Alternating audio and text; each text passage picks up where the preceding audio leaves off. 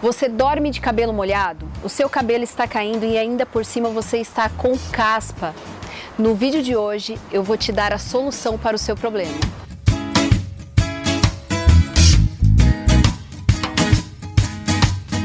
Olá, eu sou Joyce Rodrigues e se você tem dúvida se dormir de cabelo molhado faz mal, cai ou não o cabelo, aumenta a probabilidade de você ter caspa, antes disso eu preciso te explicar como funciona a parte fisiológica do nosso couro cabeludo. O grande problema é que quando a gente dorme com o cabelo molhado, nós temos uma alteração no pH. O que é o pH? É o potencial hidrogênio iônico. É o quanto o nosso couro cabeludo está mais ácido ou quanto ele está mais básico. Quando nós temos essa alteração desse pH, nós temos uma alteração ou excesso de oleosidade ou uma diminuição da oleosidade. Mas na prática, o que muda no meu couro cabeludo ou no meu fio? O que muda é que quando eu tenho uma baixa de oleosidade, quando o meu couro cabeludo ele perde o equilíbrio, eu começo a ficar com o cabelo quebradiço. Agora, quando eu tenho um excesso de oleosidade, eu tenho uma doença chamada dermatite seborreica. Eu acho que vocês já devem ter observado que tem muitas pessoas que passam por esse processo, que têm dermatite seborreica, porque só de olhar a gente consegue identificar, que é aquelas famosas caspas. O nome técnico, quando a gente estuda sobre dermatite seborreica, é uma doença que é originária através de um fungo conhecido como Malassezia furfur, e aí ele tem toda uma característica de mudar toda a microbiota desse couro cabeludo e, consequentemente, fazer o seu couro cabeludo escamar. Escamar é quando a gente, infelizmente, coloca aquela roupa preta e quando a gente olha no ombro, tá toda com, vamos dizer, com resquícios brancos, né? Com folículos brancos. É quando a gente começa a ter toda a descamação do couro cabeludo. Uma outra característica é que a gente começa a ficar com um cheiro forte no couro cabeludo. Então, se você tem uma grande quantidade de umidade, porque você não secou, você começa a ter um cheiro muito forte logo depois, no final do dia. Então, tudo isso tem que mudar, a gente tem que ter algumas rotinas diárias para a gente conseguir consertar tudo isso.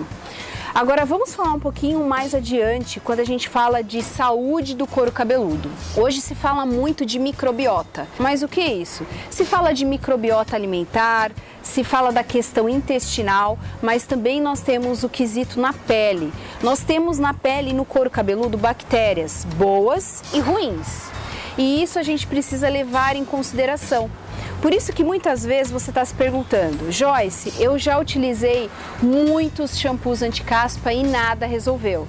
Por quê? Porque a maioria dos shampoos anti-caspa, ele remove apenas aquele resíduo que está em nível de superfície, mas ele não trata o seu couro cabeludo. Ou melhor, aquela microbiota, aquelas bactérias que a gente tem no couro cabeludo que são saudáveis, para que ela tenha uma proteção, a gente retira ela completamente. Lembra quando você passou aquele shampoo anti-caspa e quando você enxágua o seu cabelo, ele está todo embaraçado porque ele retirou toda a oleosidade? Isso é muito prejudicial. O nosso organismo ele é muito inteligente. Inteligente em que sentido? Toda vez que eu retiro toda aquela oleosidade de uma maneira muito drástica, o organismo ele fala, poxa, eu preciso aumentar essa aceleração desse sebo. Então, ao invés de você controlar, você aumenta a oleosidade no dia seguinte. Então, vamos sintetizar tudo isso. Você precisa de 2 produtos que são imprescindíveis para você realmente conseguir tratar o seu couro cabeludo. Então, se você está com queda ou se você está com caspa, você precisa utilizar um bom shampoo e um bom tônico. Aí eu te pergunto, será que é todo o shampoo que eu utilizar eu vou conseguir gerar esse resultado? Claro que não. Existem algumas características que precisam ter nesse shampoo. Um deles é que a gente não pode ter parabeno no shampoo. O parabeno ele é um potencial alergênico. O que é alergênico? A gente tem sensibilidade. Quem tem dermatite seborreica sente coceira no couro cabeludo e principalmente se você olhar você começa a ver o couro cabeludo todo vermelho, porque a pessoa coça, você tem aquele aspecto úmido, você tem a questão do odor, e se você colocar material irritativo no couro cabeludo, vai ter mais processo de sensibilidade. Então eu retiro da formulação, por exemplo, os parabenos. Conservante, se eu não tiver conservante na formulação, mais ainda eu consigo trabalhar toda essa questão dessa microbiota. Uma outra característica que eu não posso encontrar no shampoo, ele tem que ser livre de corante. Então eu não posso ter corante porque corante é também um potencial irritativo, ele vai agredir o couro cabeludo. E a gente também tem algumas características que a gente tem que analisar. Eu tenho um ativo específico que eu consigo controlar essa microbiota? Eu tenho que retirar o quê? Trabalhar aquele fungo, aquele que eu falei logo atrás no vídeo, que dá a caspa. Eu tenho que controlar, retirar a bactéria ruim, mas eu tenho que deixar a bactéria boa, aquela que vai levar à defesa desse organismo. Apliquei esse shampoo, eu posso usar todos os dias? Joyce, eu tenho um excesso de oleosidade, ou eu tô no verão, eu preciso lavar esse meu cabelo todos os dias, isso faz mal? Será que é um mito? Será que é verdade? Você pode lavar todos os dias o seu cabelo, desde que você utilize um shampoo que não agrida o seu couro cabeludo e que consiga trabalhar essa microbiota, né? Que ela seja, na verdade, a sua amiga, que ela consiga retirar só as bactérias ruins.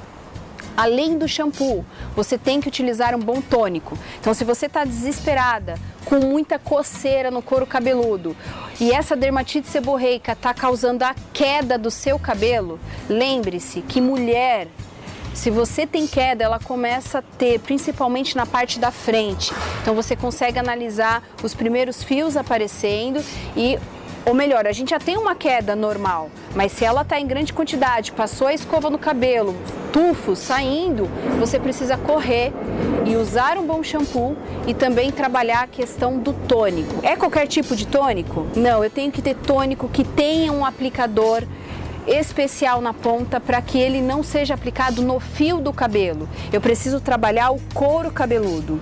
Então esse aplicador ele vai passar diretamente aonde eu preciso tratar e vai sair a quantidade padronizada de utilização. E detalhe, o tônico que dá mais resultado é aquele que contém fatores de crescimento.